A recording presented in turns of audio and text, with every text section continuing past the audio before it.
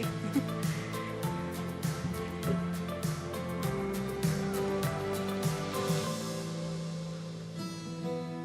The shift in consumption is towards quality foods that have a story of integrity, and this is where Australia needs to be. The most important issues are the ones that producers take on voluntarily because it improves their business and at the same time meets the expectations of the marketplace. Consumers of today are really after a sound understanding of what we do, how we look after animals, how we look after the environment, and how we look after the people that actually produce it. The framework was developed to establish a baseline for what the Australian beef industry looked like, what were we doing well, what was able to be improved. Unsustainability would have a major impact to our business. In reality, our cost of production would blow out. We would lose the engine room of our enterprise, which is the environment we operate under. We want to be able to show that beef grown in a responsible way can be good for the environment, is good for your health and is good for business. Sustainability will become part of the day-to-day decision-making that banks undertake, and we're already starting to see that at NAB, that we will incorporate natural capital factors into our credit risk decision-making in the next 3 to 5 years. The Australian Beef Sustainability Framework is not a box-ticking exercise. It's really about looking at this industry and improving practices and continual business improvement. And that's great for everyone across the supply chain, from producers through the processing sector all the way to our stakeholders and consumers. Producers are used to adapting. It's what we do. Whether it's adapting to extreme climate conditions or market forces outside our control, producers do adapt. This is no different. Consumers are changing and we need to change along with them.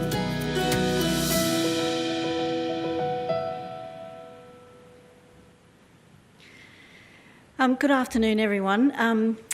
Thank you to ABS, first of all, for the invitation to speak today. I'll introduce myself quickly. Warwick did a quick introduction, but I now chair the Australian Beef Sustainability Framework, and that's why I've been invited here today. But some background to me. Intergenerational farming, 3 generations currently living on the farm. My children are 6th generation on the farm that we live on.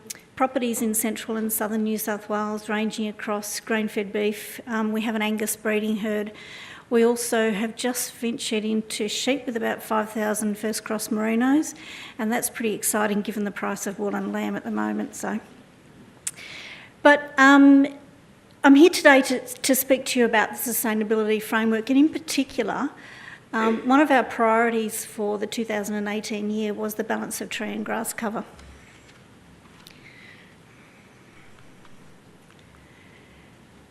We'll start with the line that Don Mackay, who's the chair of the Red Meat Advisory Council, finished off with consumers are changing and they're asking us more to do more from less. So that's the concept of technology. But it also recognises some of the stuff that James talked about, which is that the earth has limited supplies of natural, mineral, energy, water and food resources. And as producers, we need to adapt to that. Data reveals that many of these resources are being depleted, and at times that can be occurring at an alarming rate. At the same time, there's population growth and economic growth, and all of those place pressure on demand and our production systems. The more from less is what's been identified as a mega trend. It's about discovering new ways of ensuring the quality of life for current and future generations within the confines of the natural world and its limited resources. Consumers are also concerned about human impact on the environment.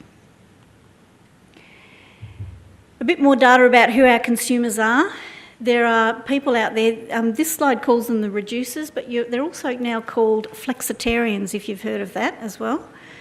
The reducers and the vegetarians, their reasons, if you want to listen to them, are that for 11.2% of Australians are claiming to be vegetarian, and the second highest reason for them not eating meat is, the reducers and the vegetarians, reducing or not eating meat is environmental reasons. But Australians also have a willingness to pay for what they see as ethically produced meat. An obvious place to look for the consumer of tomorrow is the millennials, young consumer groups. They're leading the charge with ethical concerns around beef and the environment. And when asked which reasons would make them consider, for example, eating vegan meat, 32 of the millennials would do so for environmental reasons. The Beef Sustainability Framework, I'll give you some background to that first of all. It's been going for 3 or 4 years now. Look, in the beginning, some history around this, and there are global sustainable beef roundtables around the world. Canada has one, the US has one, Brazil has one. Ours is different. I think ours is better, but ours is different. I don't know if you remember a few years ago, there were a variety of tables. There were round tables and square tables. It started off really with a North Queensland focus. Those tables weren't as sturdy and collapsed, so the Red Meat Advisory Council, which is the Federal Minister for Agriculture and Water Resources Advisory Committee on all things red meat, commissioned this framework, and I sat on the original framework group, which was chaired by Prue Bonfield. And in those very early days, we were finding our way, well and truly in the churn of figuring out what we were meant to be doing. As it's evolved, this framework is now quite firmly in the space of measuring and monitoring. And I will talk to you about, at the end of this presentation, about an exciting new space that the framework has evolved to. We have a framework steering group, and that's made up of representatives across the supply chain from all industry sectors. We also consult very widely. So the framework is actually owned by RMAC. And if you're not familiar with RMAC, the Red Meat Advisory Council, on that board I sat there as President of the Lot Feeding Association, the Peak Industry Council for Grain-Fed Beef, Cattle Council, Sheep Producers, Goat Industry are a member. Also AMIC, which is the Meat Industry Council. They're the directors of that board. We also consult very widely with our RDCs, our Research and Development Corporations, and some of those are listed over there, including LiveCorp and MLA and ALEC. Sorry, not ALEC, LiveCorp it is. ALEC is the Live Exported Council, who are also represented on RMAC. Now, all of this might sound complicated, but it's really not in reality. We consulted very widely with a wide range of stakeholders, including not just producers, but remember this is a producer-driven framework. In other parts of the world, it's not. It can be driven by other stakeholders. In order for this to succeed in Australia, it had to be producers driving the framework and heavily involved in the process. So we consult with all of these acronyms and logos over on the right-hand side here, and they attend what we call our consultative committees. If you've had a chance to have a look at the framework, go online and have a look, and I have one copy of our latest report here if anyone is really interested, but the 2018 update is available online as well. Our 2019 update will be released in the next couple of months. There are a variety of pillars, and for simplicity I'll refer to them.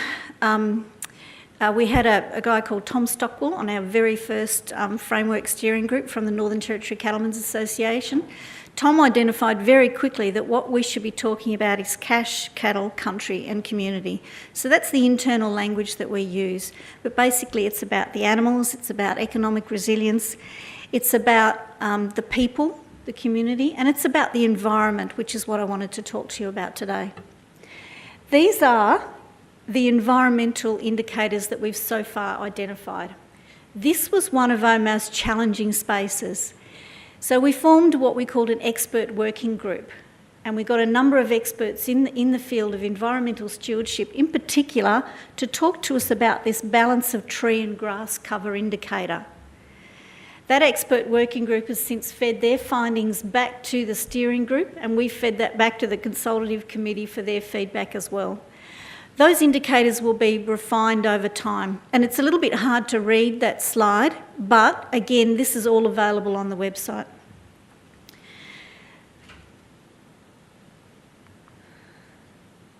NRM aligns with two key priorities from the framework. They are the balance of tree and grass cover and climate change risk.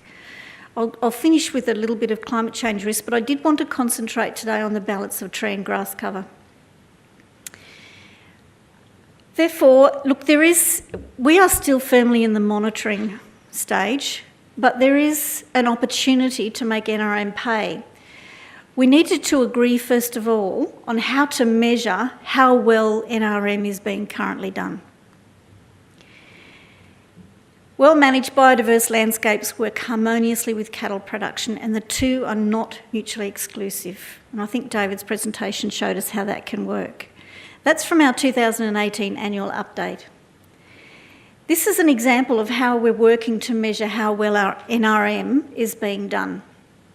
As mentioned, the balance of tree and grass cover is one of the key priorities of the framework, yet there remain gaps in this, in how we measure how well this balance is being managed by producers. You can see our indicators here, 5.2a, 5.2b, 5.2c and 5.2d. No data as at yet, but we're working towards that for our next update. This is the process we've followed.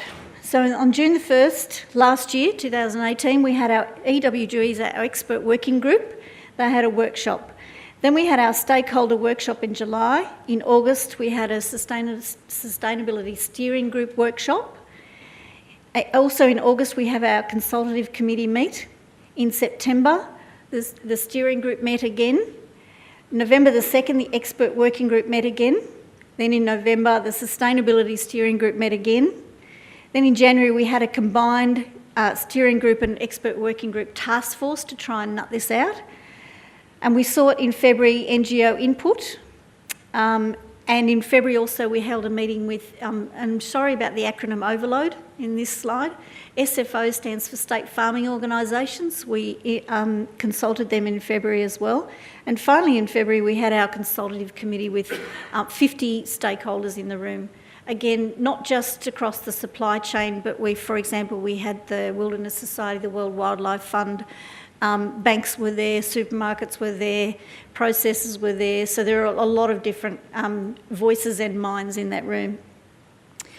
The steering group then considers all of that feedback and we make recommendations to RMAC. And RMAC then approves the new indicators which will go forward. Indicator 5.2a is the area of land managed for environmental outcomes. They're the measures and that's the data process that we will use to collect those indicators. 5.2b is a change in vegetation. Again, the measures are listed there and the data process that the steering group are using to inform those indicators. We're monitoring changes in vegetation. Now, our challenges are around the different systems that do this and because it's not a national system, a lot of these are state-based systems. For this is the second indicator. Changes in vegetation, remote sensing will be used to collect data. This will hopefully produce an integrated annual time series of data, and that will both analyse woody cover change and ground cover changes on an annual basis. After all of this, I've explained the indicators themselves, but how do we make this pay?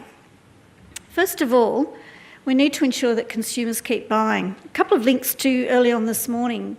We heard Stephen Hatfield-Dodds this morning talk about how industry is particularly exposed on environment and animal welfare. He said we need, and I'm quoting from him here, we need to engage consumers on their terms. We can't blame them because they don't think the way our grandfathers thought. So ensuring that consumers keep buying is that concept, and it's a phrase I thought I would never use 2 years ago, but of social licence. This framework is all about that, about the claims that what is the beef industry doing about this? And I have some quick stats on why it's important that the beef industry in particular been doing this. The dairy industry have done their framework. Beef, we're very firmly in our process, and the sheep industry will follow us quite quickly. 57% of Australian farms carry some sort of beef cattle. It is the most common and widely dispersed ag activity in Australia. Farms running beef cattle manage more than 75% of the total area of ag in Australia. So that's why it's important that beef in particular be very firmly in this space. How else does NRM pay? Sorry, I'll just talk to you a little bit about, this is my concept of this framework. To me, this framework is about brand Australia. Yes, individual companies can take the indicators and use the framework, but the most important thing for me is that we're promoting beef, our Australian beef, to the world and to our domestic markets. We can not only, and again I'll link to some of the stuff that was talked about this morning from Mike Grundy from the CSIRO, and again I'll quote, he says, if we can claim the high moral ground on the environment, mean it, then prove it. So this is the proving it part, and this is crucial. Lots of stuff in social media about how ag needs to tell its story. Story's lovely, story's fine, story can give you some reach. If you don't prove it, you will be found out. So the important thing for me is that industry is gathering this data and proving it. And I will talk about the continuous improvement piece a little bit further on. Now is the best time for farmers to address risk is also what Mike Grundy said this morning. And to link to what James said earlier, investment will follow good environmental narratives. We're shoring up our social licence, we're protecting our domestic and overseas markets, we're providing access to environmental schemes like carbon credits, and we're managing our natural risks for favourable financial terms. How does industry unlock this? By providing that proof that I just talked about. That we can manage our natural resources and that we're continuously improving in the way we do that. What does this mean on farm? So we need to provide to our stakeholders security that evidence is being provided. Where does that evidence come from? Look, a lot of the evidence is being provided from the data sources that I mentioned before. MLA also provide the Secretariat for the framework, and they're gathering a lot of this information together. No direct input is currently required from farms. Everyone, though, every beef producer needs to take responsibility to maintain community trust.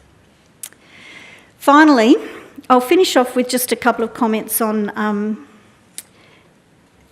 few initiatives that are most exciting. So we've now been directed by RMAC. I've only been in this chair position for a couple of months.